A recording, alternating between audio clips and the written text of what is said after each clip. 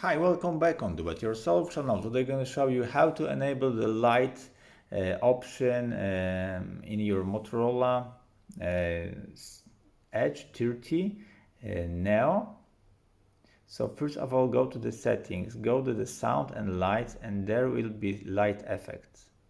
You can enable it by pressing and choose whatever you want the light effect. As you see, the light effect is gonna be go by your camera at the back, so you can enable it by incoming calls, alarm, message, charging, but only by pressing on it.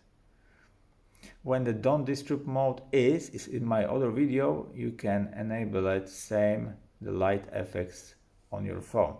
The light effect is gonna be here. There is a LED bar here around the camera here. It's very useful and fun things, I think. So that is how it did it. And that's it for the movie. I hope the video is helpful for you. If yes, you can leave like, leave comment, and leave subscribe, and see you by next video. Hey!